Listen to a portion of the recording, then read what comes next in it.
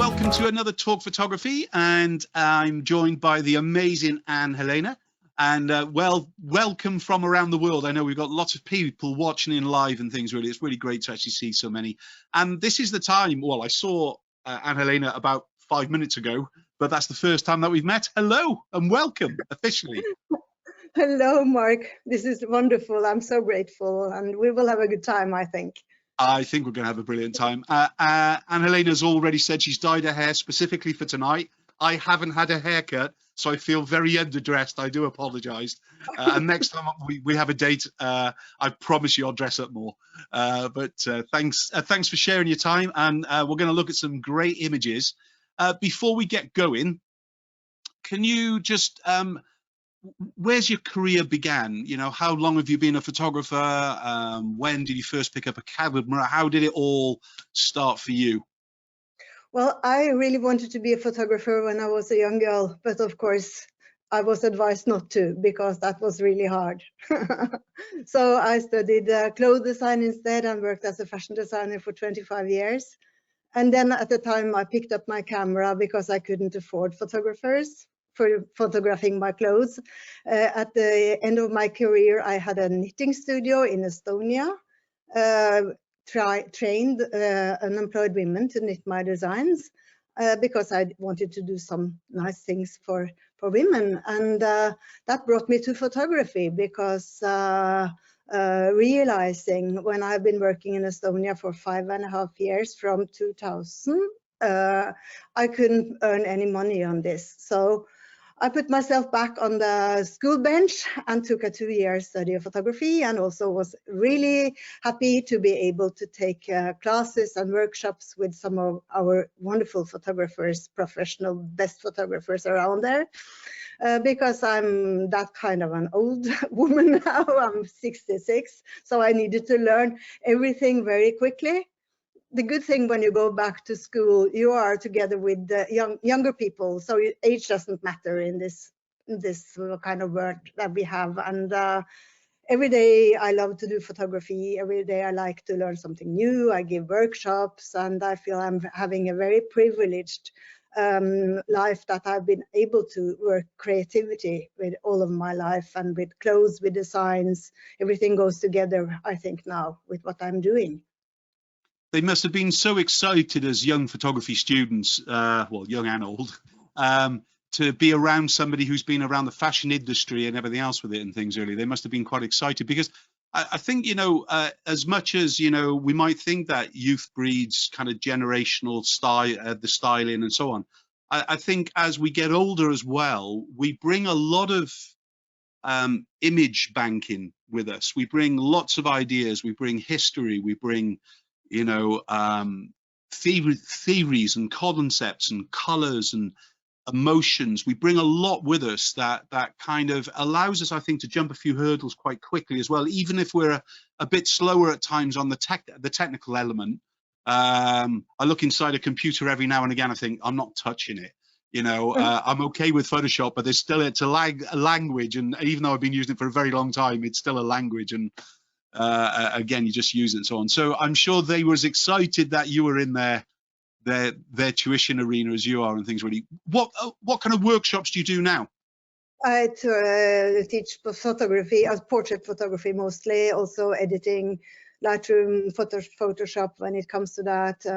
I have a mentor group 1 year at a time because I've been so lucky to learn from some of the best, and then I like to bring it forward that people can learn something from me. I think it's good. And when it comes to the background, I don't know if the people were kind of impressed by that. That doesn't matter, but I think I have a sense of working with colors naturally because of my prior work, that I don't think so much about colors because it's such a big part of who I am. And I think that has been a great benefit for me. It's instinct, isn't it, really, of things, really? Let me do a quick, before we give you the screen, I'll be kind of giving you the links towards Helene's website anyway. There is also a link. The images today are about the Big Heart and Strong Hands book, and talking about it and the printing of it and so on with it. I will put a quick link, if you don't mind, guys, in the chat panel straight away and then at least you've got it there for future kind of reference and everything else with it and things really. So before I give you the screen, talk to me about the project in a roundabout. How did it even get going? What was the concept? What kind of inspired you to do it? Well, as I previously said, I had a knitting studio in Estonia. What brought me there was that I wanted to work with those women, do something good, you know, with my crafts and things, and I'm a handicraft person. So I started up in a bigger island, the second biggest island in Estonia, called Hiiumaa, where I worked for some time. And during that time, I was part of the Nordic Knitting Symposium that took me to Kihnu Island, where we are going afterwards, where my project is. And I got to know a little bit about this culture and how women are making their clothes, their fine knittings, the striped skirts, everything that they are doing. And I thought in my head, oh, I need to come back here sometime, but I didn't know I was going to close my knitting studio. I didn't know I was going to be a photographer, but it started in 2005.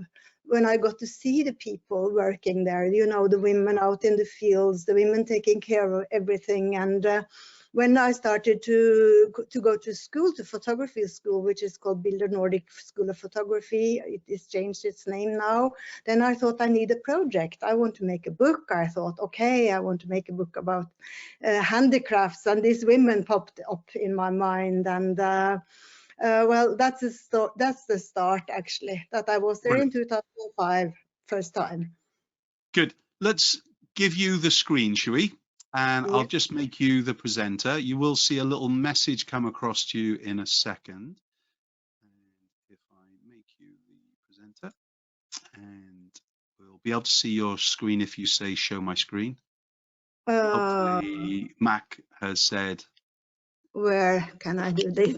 It's all this. Here. Yes. There you go. We've got it. Yep. Okay. Great. So, Helene, I'll pass it over to you. Questions as we go, guys. And I'm sure there's going to be loads of information. There's already questions coming through about self-publishing and all that. So I'm sure it's going to be covered, and about portraiture versus editorial. There is going to be some discussions tonight. I love you guys. Thanks for doing this live. And Helene, take it away. Isn't that wonderful? I will answer the best I can. And I thought I wanted to start this journey with this ice. This is the Baltic Sea, and you see this little stripe. As if I can point. This black stripe. This is Kihnu Island. This is where we are going.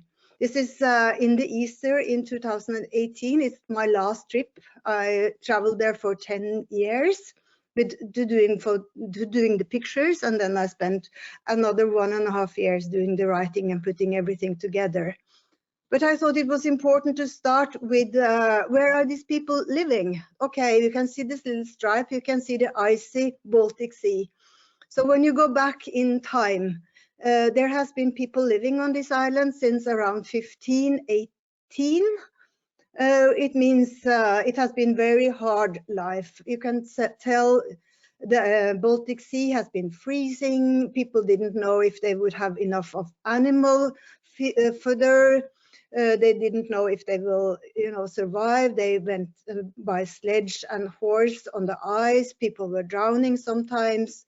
The men went out to do the fishing, of course, all year around, but also in the winter time. They did the seal hunting at that time back because they needed food, and they needed to take care of people on the island. So to get it, this was the Easter time, and I went with my partner Paul, and we had to stay on the harbor, I think maybe 5 or 6 hours to wait because the Baltic Sea was frozen. They needed to send some ships to break it so that we could get to Kihnu Island. And when you are doing a project, you don't really know what it is going to be, because I started with the summertime, I started with happy times. I have been traveling so much to Estonia in the winter time that I thought, oh, I will not do that again, because it's really hard and it's far away from Norway.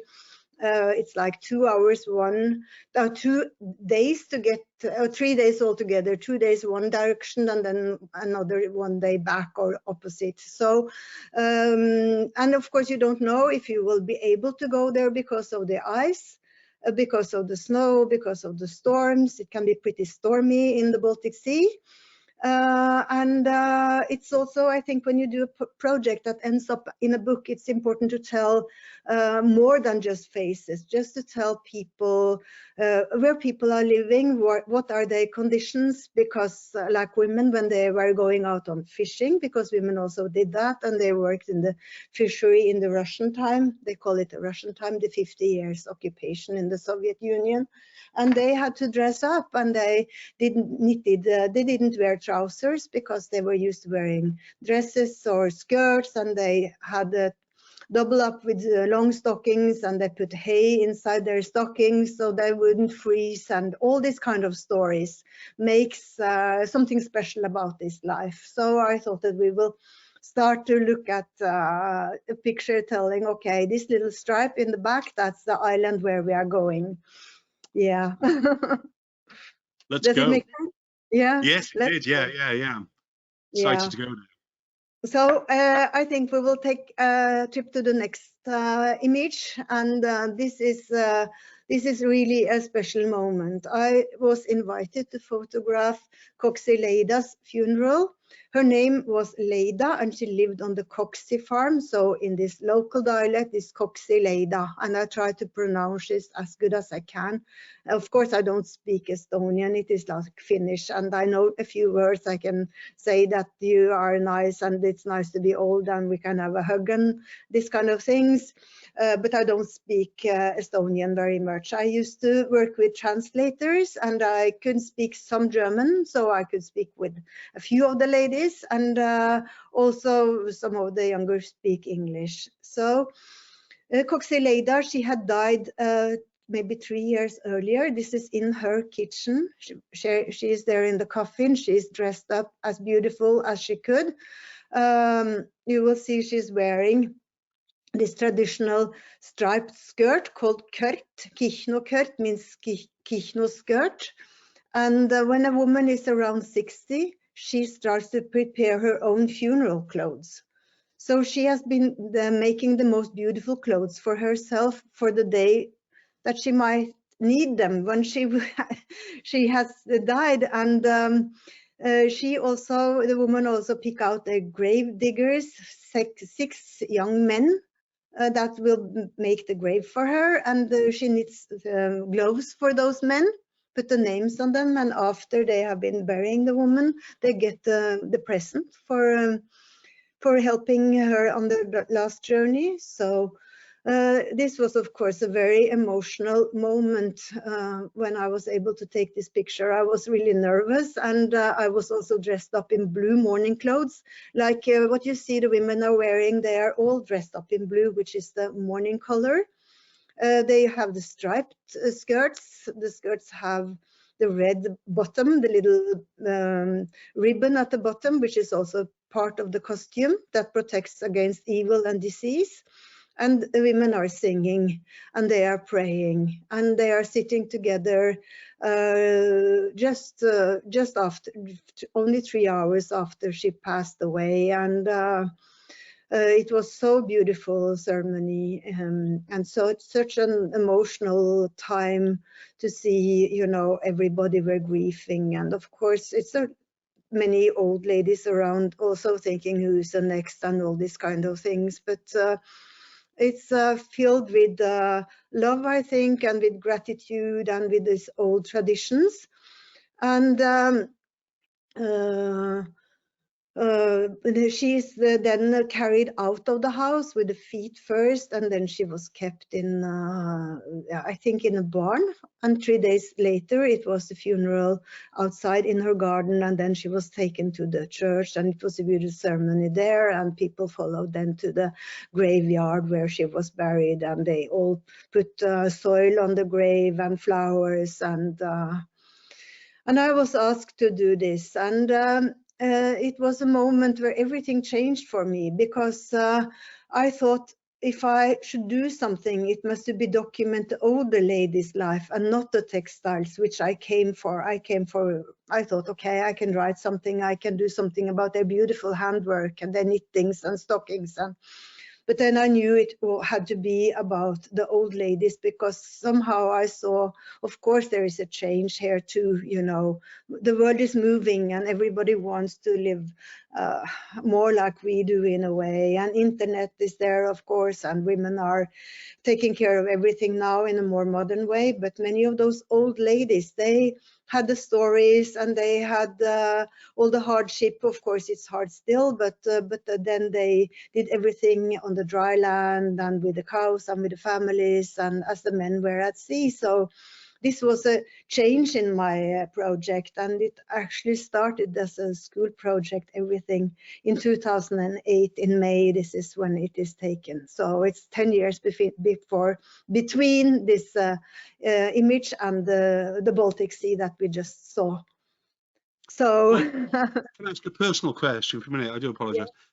How does it feel in this scenario when you're taking this photograph? You must be quite emotional. I know when we put a camera in front of us at times, it almost becomes like a block, because it's almost, at least from my point of view, but I can't see myself in this situation. So I'm really interested, if you don't mind, on a personal level, how are you emotionally coping with this at this point? Yeah, of course, it's very emotional, and I can still feel when we are talking about this, because of course you need to take some images, but you need to move very quiet around and be very respectful and try to you know, do your settings right. And it was dark in there, and then behave very polite and respectful and quiet. And I will never forget this, of course. It's a gift to be invited into such a special scenery or ceremony, and that they trusted me to do this. And because when you do documentary, you're really responsible for other people's life. You need to present everything in a respectful and beautiful way, as good as it is possible, of course. And it is a really important picture, because you don't see this that much. And of course the women, everything was very beautiful, and the singing the old church, you know, hymns and everything. And yeah, I feel very much gratitude to be allowed and asked to do this. And, I think I hope it has been good for many people also to, you know, keep to freeze this time in a beautiful moment. Do you think because you're a woman in a room full of women, you were allowed to blend in more, or wouldn't it have mattered if you're a man in this location at this time? Is there I mean, can you talk like that at all, or do you think there would be no division? You know, in other words, it doesn't matter who was behind the camera at this point; they could have blended in if they had the empathy and the quietness and everything else with it. Or do you think there was a definite benefit in you being a woman in a room full of women? Oh, absolutely, to be a woman. Also because I'm a handicraft person, I understand what this culture is about, right? Because this is my education and my previous life, like 25 years as a knitting designer, and had a big loom and such things. But of course, being a woman, because the men wasn't there in this moment. They came later. They were waiting outside and talking and this kind of things that men do. So this was a moment for women. So a man couldn't be there. The men came later, and also her two sons came later. So in this exactly picture, I don't think a man could have been taken it. And I also think that that I am a woman and that I have some years behind me, and also made it more easy for me to blend with the women later on, because I got to know them quite well, many of them, and they knew when I was coming, and I also were wearing their traditional clothes and things. So I think that was, I don't think I could have been doing this project when I was 25 years either. I think I needed to be older and wiser and more careful, and Was there, obviously there's sorry in the room, you know, emotion and things were there, but was it more like a celebration, or was it really a passing and a goodbye and an emotional goodbye, or was there do you understand what I'm trying to say? Yes, Is it more could you, because obviously you might not able to fully understand the language that is going on, could you tell what kind of level it was? Yeah, it's quiet and it's beautiful. So it is a mourning. And you look at the faces of the women also, that they are sad. Also in the church 3 days later, everybody were hugging her and kissing her and talking to her. So this is a sad goodbye. Of course, if you look at her, you see that her stockings are very big. So she had cancer, so she had been ill for quite some time. So of course, when people are very ill, you can think it is good that they at one time are allowed to pass on to wherever we are going. I don't know, but it was very respectful and very beautiful and very quiet and grieving, but not this very much cry, you know, not sobbing or crying in that kind of experience that we can have some places. But of course it was a lot of grieving, because this is such a little society. So it's in one village. These are the women from her village then. How was photography perceived by the small community and things, really? Were they did they understand why you wanted to capture their lives and things, really? Did they understand? Because, you know, we all go through life thinking that's just what I do every day, isn't it? You know, and why would you want to take my photograph and things, really? Did they understand how powerful they were as humans, or? Well, that's an interesting question, Mark. I think that most women don't think that we look that good when we are getting older. You know, we don't like our own wrinkles, or so. When they said, "Why do you take pictures of me? I'm old and I am ugly," and I always say that you are beautiful and I like your wrinkles and I like your old hands, and I really do. I have always loved old women and all the aunts of my family. I always talked with them, and I have always been like that. But so at one point, I made an exhibition in Estonia in 2011, and it traveled for 7 years and 22 places. So they got used to see that people had interested in this kind of documentary photography, but it is unusual, I know that, but I think they were happy. It was even, my exhibition was even hanging in the lobby in the parliament in Tallinn. So when the representatives of the parliament were talking on TV, and so it was pictures of the women which they are representing in the back. And I think that was really powerful, that you need to know who you are working for when you are a representative in the parliament. But, sorry, go on.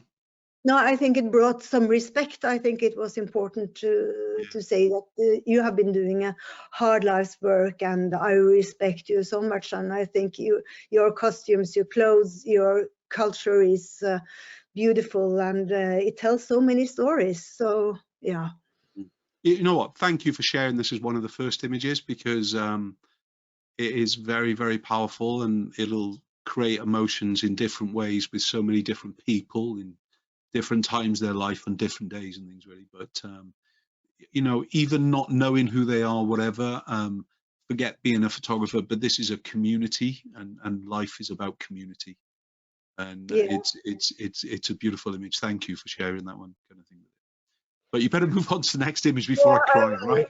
okay, so this brings us to the little island of Manija, because the Kihnu cultural space is these two islands. This is the bigger one is called Kihnu, and the smaller one is called Manija. And people moved here in 1933 because it wasn't enough food on the bigger island. So 22 young people, families had to move because they needed to grow for their food for their cows and such. And I brought this picture with me because I wanted to tell that I have been lucky to take workshops with the eminent photographer Mary Ellen Mark, and I also worked with her in her studio in New York. And it was the beginning of my project. And Mary Ellen, she said to me, "You need to include the whole story. Why are you taking portrait format pictures? You should do horizontal, and you should tell the fuller story." And that was such an important advice, and it was truly the best advice that I could get for somebody, because of course this is more interesting. Her face is beautiful and interesting, but also when you see the drawer, I know what she's keeping her aprons in there. You see her stockings, you see the old where she's firing, you know, and the colors of the wall tell so many stories. The pictures of her and her husband when they were younger, the old books, and so the format that you are using must be something that you like to photograph, and also depending on the stories you wanted to tell. So it turned out that when I started to do landscapes format for my portraits, I just ended up doing that so much better. And of course, also Mary Ellen, she said that you are responsible for everything in the frame, and that gets stuck with me, that you are really responsible for what you are including. And in such a place or such a picture like this, you can't arrange anything. You need to let it be like it is. You must be, because if you try to put the shoes another way or do things differently, then you will understand that from the pictures that they are not right in a way. So this was the story. She was almost blind quite soon after she moved to a nursing home. Her family took over, of course, and when you are taking over the house, you are painting it. So this is how it was, and very soon after it wasn't like this anymore. And it turned out that I met her granddaughter here in Oslo, and we got to talk, and she's sitting there so beautiful and so quiet, and all natural light. All my pictures are shot in natural light, and I work very simple when I'm traveling like this, just my camera and sometimes a reflector. And so this was more to talk about what I learned from Mary Ellen Mark, wonderful photographer that I'm so lucky to have had as my teacher and also worked with in New York. So I just wanted to share that. Yeah. Lovely. What kind of lens choice do you take when you travel, if you're keeping it minimal in kit? Yeah, well, to go to is 24-70 2.8 lens. I now shoot with Nikon. I have been shooting with Canon earlier. So I was looking at most of these images that you are seeing today are shot with 24-70, which is a great lens, and you can do everything with it. It's you can do landscapes and portraits, and this is actually shot at 24 millimeter to include all this what is surrounding with her and all the colors and everything that I wanted to show. So, and also I have a 50 millimeter now. It's 58 millimeter is great, and but 24-70, if I should pick one lens, it has to be this one because I can do everything that I like to do with it. Do you have a kind of, do you worry about ISOs, or do you go for a specific aperture or shutter speeds? How does your kind of triangle work? Yeah, well, I have learned that I am not so steady on my hands, so I need quite a quick shutter. Like, it depends, of course, on the lenses. And now I have a camera which everything is built-in stabilization and so. But I learned that I needed quite a quick shutter, like 1/320 second was good with me. So I always start with the shutter, and then around 2.8 or 4 for the aperture, and then I adjust the ISO accordingly. And of course, we don't want that high ISO. The funeral was shot with 1000, and so we need to work with what we have. And sometimes I also bring a tripod, but I find like it's easy, almost better always to work with a handheld and not make such a big point of what I'm doing. I'm opening the windows or doors or curtains and using the lights to my advantage. And also this has a little bit more contrasty, but I also like an even light more than contrasty light. And also when you are doing a project, when you are photographing through 10 years and you need to find with editing, this is documentary, so you don't remove things, you can darken or lighten and do some color adjustments, but true to, as much as true to the scenery as I remember, of course. And so you don't make sure you don't forget your photo bag in the middle of the setting and things like that. And Beautiful. work easy, yeah, easy. Lovely. Mm-hmm. Let's go to the next imagery. Yeah, and this is the kitchen. This is Poliani's kitchen. This is actually shot on a tripod, and it is at aperture 11. I just found out. I was really surprised because I usually don't shoot at that aperture, but I think it is all right, and I think it is good because then you can see all the details. And I thought for a project you need to include not only people, you know, and where they are living, but also their daily lives. And of course, she was a very poor woman. This was her kitchen, and she was using woods from the garden or to fire this oven. And but still it is beautiful because of all the colors and the light and the pottery, or yeah, what she is using. And I took it, I showed it because I really like it, and because this is story. The house is taken over by others, so you don't see this anymore. And it's a simple picture. It tells also some stories, like the plastic bag on the left-hand side. This comes maybe from Denmark or Norway, or because I know the company. So this has traveled a long way. And she took care of these things and did the best she could with the little she had. Couple of questions coming through. Do you, when you're visiting this kind of community, how much in advance do you know about tradition and preparing yourself for shooting in the community? Yeah, well, I was lucky because I had Estonian contacts from my previous work, so you need a contact person or try to find one. So the good thing is that if you bring some pictures with you that kind of tell who you are, what you are looking for, that is always a good thing to do. And of course, give back pictures when you have been visiting. I printed myself like A4 images in color that I always brought back, and when one lady had gotten her image, the others also wanted images, so that opened up for things. And sometimes things you can read on the internet is of course good to find things there, and you can see if you can find some people that know somebody, but you don't just knock on the doors. You should have some contact person, or just try to find somebody that you can work with and bring pictures. And it is better to have real prints, I think, than things on the phone, or maybe that's all right, but you know, give back something all the time when you come back, and make it as beautiful or add true and what you think that people would like then. And There's a couple of questions come through on that. Just as you were saying it, they obviously, you've lit up the touch paper, as it were, for the questions. As far as when you give them their photographs, do you give them in person or do you send them in the post? I have been I used to bring with me and visit, and or have my contact persons also to bring around. It depends a little bit.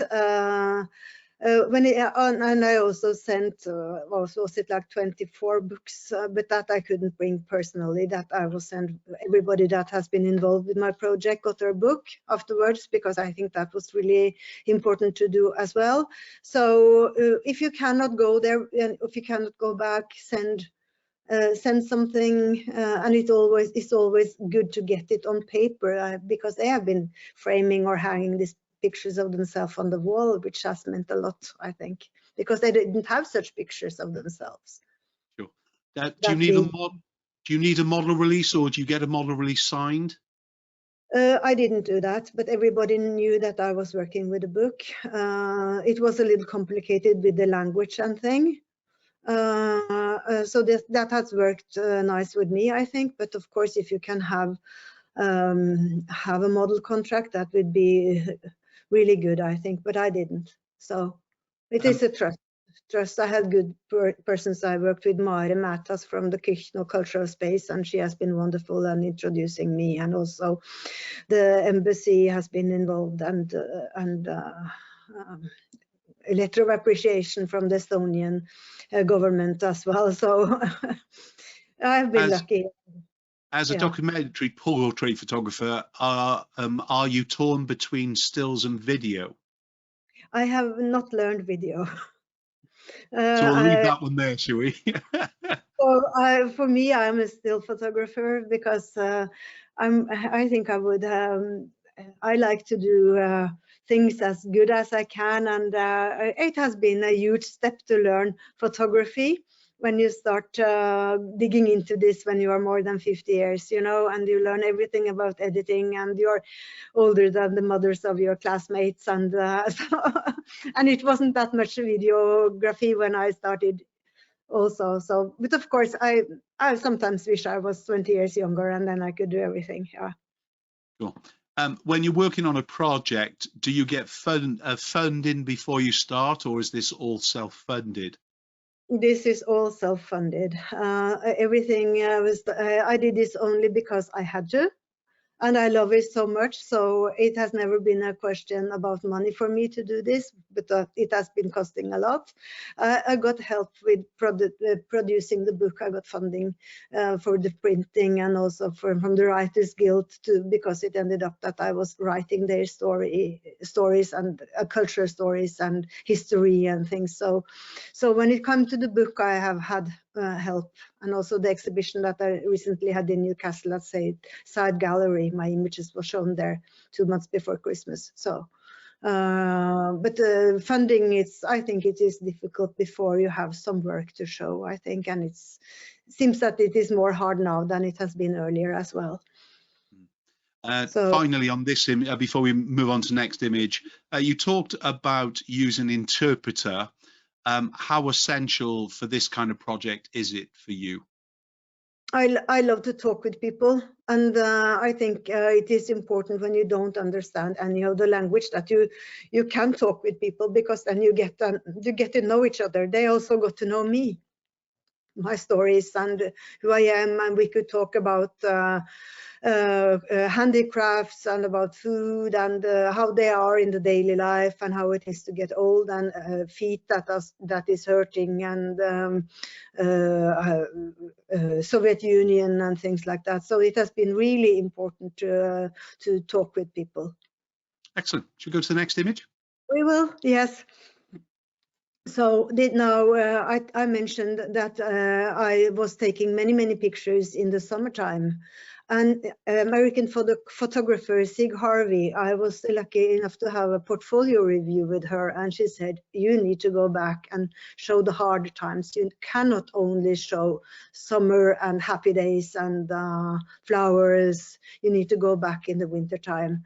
And I was really reluctant, because it's hard to travel during the winter, but I understood she was totally right. And so this is in the Easter time in 2011, as I was opening my exhibition, because it started up in Kihnu Museum. It was the first place that we were showing.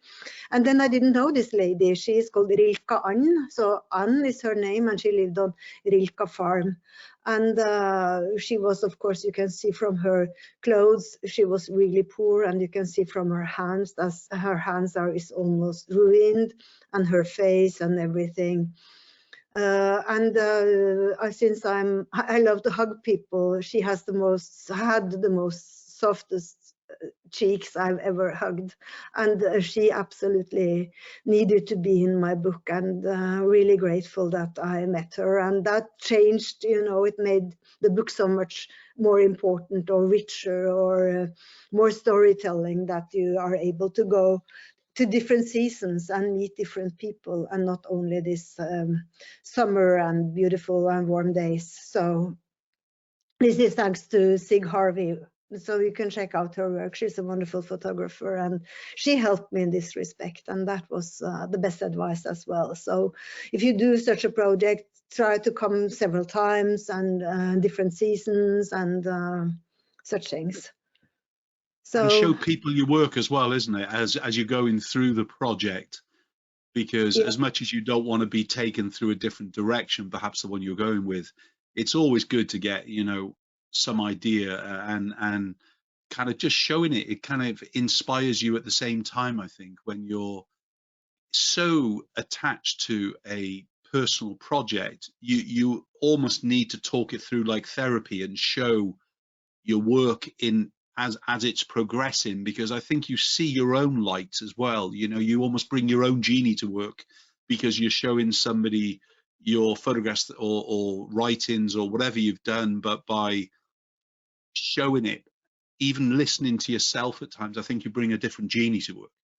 It's absolutely true. And of course, when you start on a project, you say, okay, I want to do a book, but you really don't know if you are able to do it, if you will get the good pictures, which story do you want to tell. And it's important to find your story, because you also find this in this society that the younger are singing and dancing for the tourists. And I couldn't include that. I needed to find the story that was my story, and was, you know, not to spread it too much. And I couldn't include the men in. I have a few men in there, but not so many, and the children, and of course.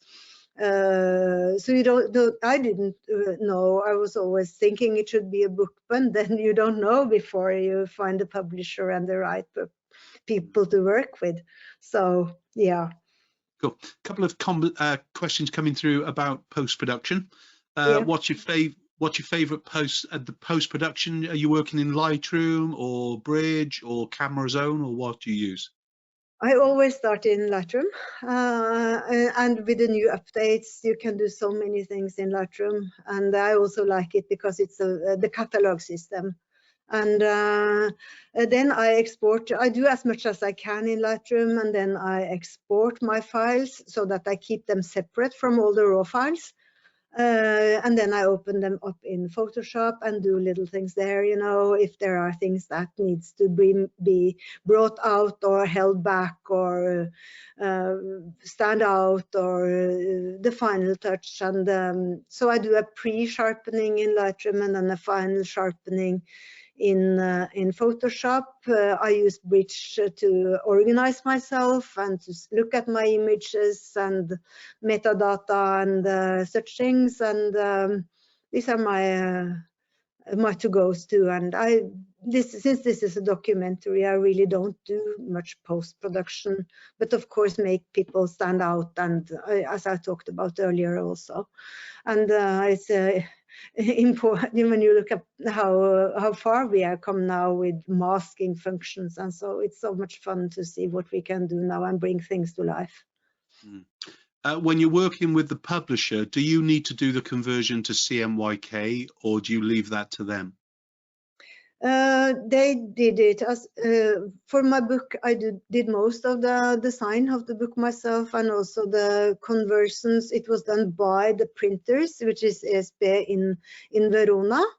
So they did it, and then they sent it to me, and then I looked at it, and then I did some changes, because of course some colors are more difficult, like the blue colors and the very pink colors. You need to make some adjustments there afterwards. And it was a good combination about my publisher and the printers. I was there at the start of in Verona, and that was really important also to learn how to do the best possible result and see. Sometimes you have to change a little bit. Okay, this this should be a little bit stronger, but then the other on the same printing sheet will be too strong, you know, all this process. And so it was good to be present at the startup of the print and to take part of this everything. Yeah.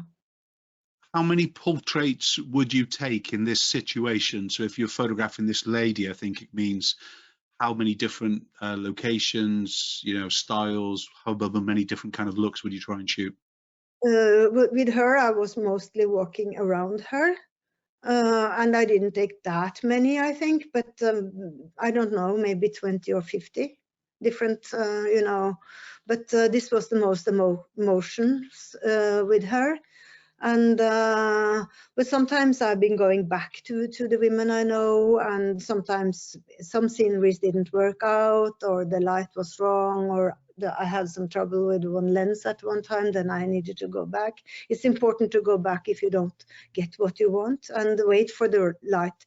The right light, wait for the light that you are liking or that is suiting your project, because as I said, I like more like not so harsh shadows, more even light, and that suits my style in every kind of photography. Natural light, which is kind of soft.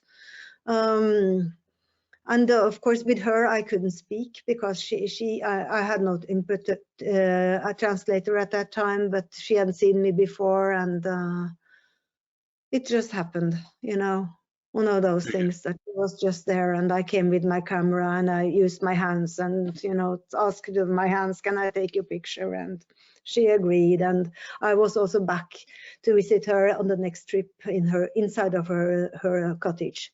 So in the book is also a picture of her inside, and yeah. Very good. Next image, please. Yes.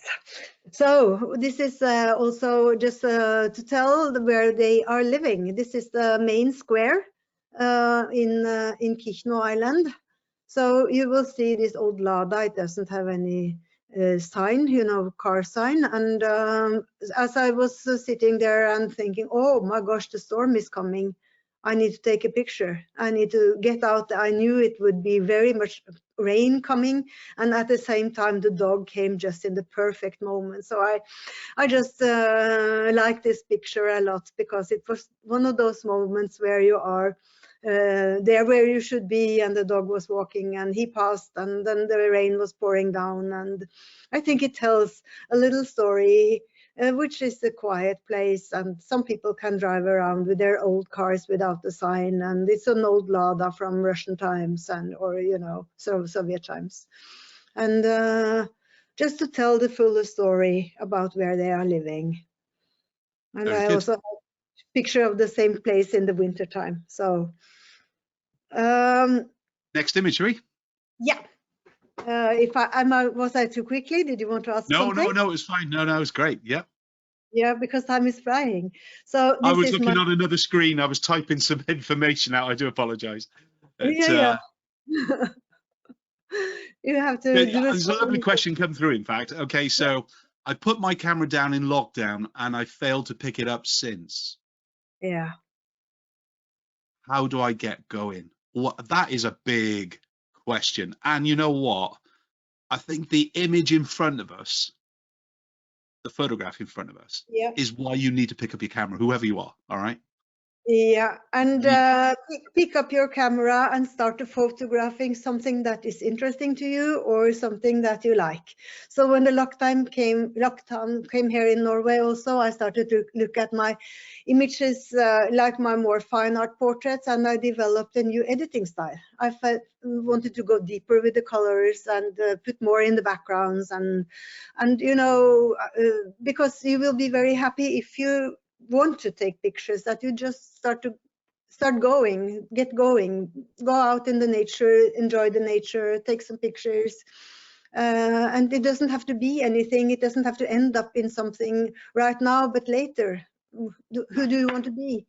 Do you want to be a photographer, or do you want to be not a photographer, or who are you? I need to take pictures, but I don't use my phone to take pictures because that's not my medium. So this lady, what I love about this picture is that I can tell how she looks when she was a young girl. It's like when you look at her big blue eyes, and I can see the little girl. And I know her story. She had a hard life. In the Russian time, she was sent out to cut trees in the forest, and one tree fell on her little son and killed her. So every day of her life, she hoped that she has been killed instead of her boy.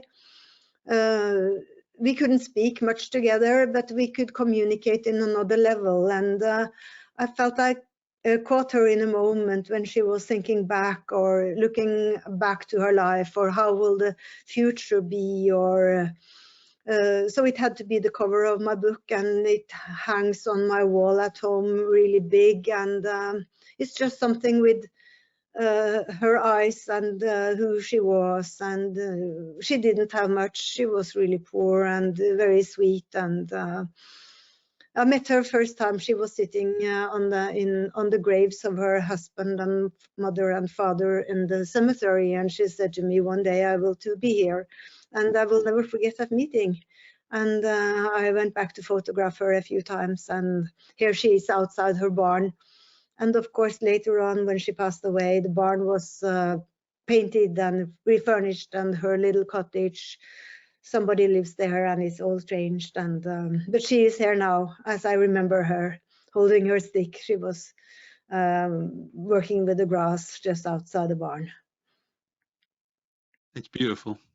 And it's so simple, you know. Yeah. Very simple. Look, And whoever asked that, I won't say your name out loud, okay? But just pick up your camera and just go and take some photographs, or take a walk down the street, whatever it is. If you're taking photographs with your eyes, that's fine. But if you're looking for a reason to pick your camera up, you've asked the question. You put it down in lockdown. We're almost 3 years on now. You have to pick it up again. It's not going to hurt you. It's not going to harm you. And there's no such thing as a good or a bad picture. There's no secrets. There's just make it feel good for you. Take whatever is right for you. You don't have to impress anybody except you. Don't worry about it. Don't put kind of barriers in the way. Don't put hurdles too high. Just take photographs. This is not difficult. Emotion is difficult. And I think that's what we're seeing here, is that emotion is difficult to capture. And you have to really do what you've done, Helene. You know, you've brought these characters to life, but you've also immortalized them. And you know, whether you like photographing doors, I like photographing doors. You know, I'll walk down a street and my wife will say, "What are you photographing another door for?" It's just feels good. That's it. I like it. You know, on the other hand, if you're walking down the street and you see a character like this woman in front of you and you're a portrait photographer, you shouldn't think, "I wish I'd taken a photograph." You should say, "What would she say if I asked her to dance?" In other words, can I take your portrait? Can I take your photograph? That's where you ask somebody to dance for you, and whatever it would be. It could be a 60th of a second, or in our cases, as we're getting old, 322nd of a second. But whatever it is, you've got to do it. You've got to pick up the camera and go for a walk. Please, please, please, please, please. That's anyway. Sorry, that question has really got to me here. You know, and it's. And that's really wonderful to put it, because I photograph windows. I love to photograph windows, and I love to go to graveyards or cemeteries. Everywhere I'm traveling, I always spend time there to see the beauty that is left. And you have in London, I went to Abney Park, and I came home with stars in my eyes, because we don't have these places in Norway. Because here you are, your grave is taken away after 30 years if you don't pay for it. So you have so much culture, history around in England. You should just go out for a walk, and the castles and everything, and the scenery, and enjoy the joy of the updates in Lightroom. Push the automatic button and see what happens, and then do some minor adjustments, and then your picture will just come to life. It's wonderful. Yeah. There's loads of love coming in for this photograph. Okay, so yeah, it's loads of love coming through. Right, let's go to the next one, shall we? So this is the final question. Question picture, sorry. Image. I know you meant photograph. Yeah. So this is Vatra Heljo. This is the lady's name, and her cow Mary. And this is in the tiny island of Manija. And Vatra Heljo is her name. She lived on Vatra farm. As you can see, she had glasses from Woody Allen almost, and she had 2 teeth, and she had dressed up for me. She has really put on her best clothes, because that's what people do sometimes when they hear there is a photographer coming. And we were sitting in her kitchen, and she was talking, and I had my interpreter, and all of a sudden she said, "Can you take an image of me and my cow?" And I said, "Yes, but I don't know anything about cows." And but she was running to the fields, and I was the old lady running behind, because she had so quickly feet, you know, she was. And then she went to the cow, and the cow was so funny and curious, and playing with us, and many sceneries, many pictures I took, and one is really funny. She's bending and the cow is licking her apron, but then you have a stick sticking up of her butt, and it looks, I couldn't just never use that picture, even if it was really good, and I couldn't remove it because it was like the where you have the telephone lines, you know, so I couldn't remove it. Because it's a documentary. But I found this picture, and this has been traveling around the world. It has been shown so many places, and I think it's in a way down to earth, even if she has dressed up nicely for me, and it's a post, but it's not post, and of course also natural light, and I don't exactly remember my settings, but I have it here on it's the f7.1, 252nd, and ISO 100, because it was a nice and sunny day, 2008, Canon 5D 2470 at 28 millimeters. So I used what I had, and I was so, you know, first time I saw her on the mainland, and I thought, my gosh, these people are real. This is like a fairy tale. I want to go where they are living. And I was happy I was allowed to do that, because this is a very, very tiny pancake flat little islet where there are only 20-something old people living now. And also it was this rush of harsh winter storms when they had the tsunami in the Asia. They almost drowned here in the Baltic Sea as well, because of the rising of the sea. It was like 3 or 4 meters higher. So they have had their struggles, and she isn't here anymore either. So I have photographed maybe 35 old ladies, and less than 10 are here, maybe only 5 now. This is the hard thing about it, to work with older people, you know. But that's also the reason why I did it, because I want them to live, and I want to document their lives and their hardships, and the beautiful handicrafts, if you see her skirt, and everything. Yeah. Sorry, I'm just loving it. Question time. Let's go get going. First of all, from me, thank you very much. I have been very touched tonight, as if you haven't told. Questions? Stop it, Mark. As far as when you're editing for a book, how difficult is it to make the decision about which images are in and which images are out? I gather they mean that. Yeah, it is a lengthy process. It depends. You need to find out which story you want to tell, and of course you don't know that at the point when you are starting. And then it's also, of course, what the publisher is thinking. In a way, I didn't have many inputs from my publisher, because I somehow managed to get it quite right. And then it's images that, if you have like a spread, you know, you want one image on one side, and then on the other side you want them to tell or complete each other, or make interesting colors, or but also at the point the story starts to tell itself. You know which things you want to show. You don't want to show people, for instance, if there had been some too much partying. You don't want to show that if I had been involved with something. I was in a wedding, which was really nice, but it didn't belong in this book. The tourist singing and dancing for the tourists, it didn't belong in this book. I wanted to talk about how it was to be a little girl growing up during the Soviet times, how it was, and it is sadly enough so relevant today, and it's heartbreaking what is going on. I just needed to share that. But then it also tells how important it is to tell those stories and to do it thinking that the people that you are meeting, you are responsible for their lives, you are getting into their lives. I photographed a house one time, and it was really, you can call it cool. It was a greenhouse, and it was some old underwear in purple outside, and I couldn't include it because everybody would know who belonged to, you know, even if I liked the picture and thought it was interesting.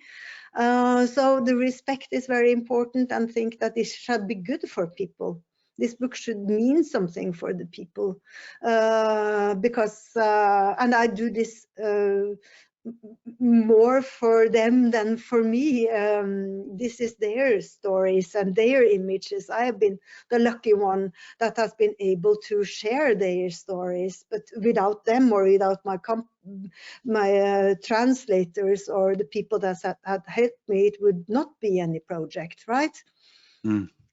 So you need to start with something, and of course also when you want to do a book, since I'm in Oslo or in Norway, I sent like a PDF very well done around to different publishers, and I got one answer. The others ignored me. Absolutely. And then came the thing, okay, finally after, so Dewey Lewis Publishing, you can send, they have the website and they are taking submissions twice a year, at least I did. And so if you have a project, I also talked with Dawi, he's from Wales, so that's the way I think he pronounces his name, that it needs to be an interesting project. I talked about what I love to photograph in the cemeteries, and one advice was, of course, people give books as gifts, and everybody has lost somebody, so maybe they don't like to have a book about cemeteries or graves, even if you like it themselves. So and you need to have stories that are different. So this is a different story. So come up with something that it's different, something that is interesting to people, something people haven't seen before. And start putting things together. I learned InDesign so that I could make it myself. I think that has been really important, to look at how the text and everything should go together, the fonts that I use, that it should be readable.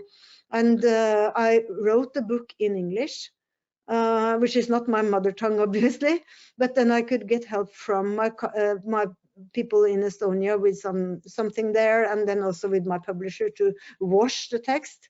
And then, since I was had funded from the Norwegian Writers Guild, I had to write the Norwegian text, which was even harder than writing the English. I had to translate my own text.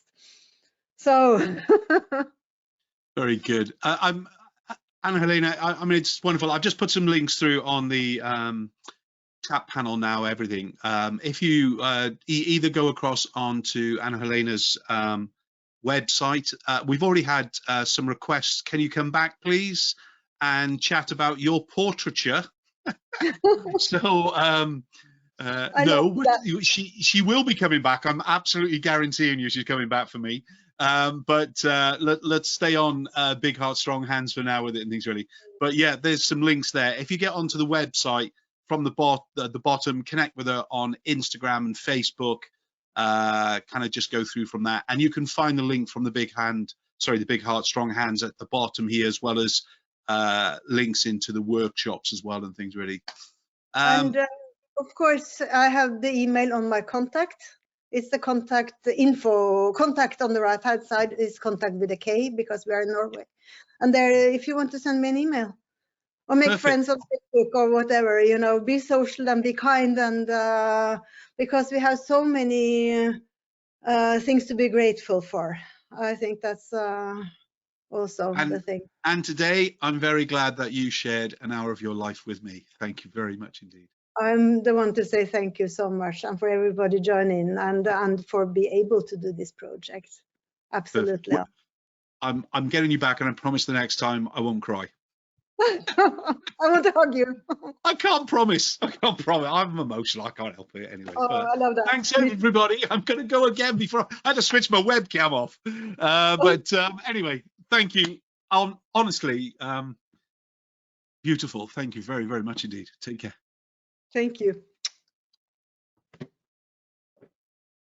I'll try.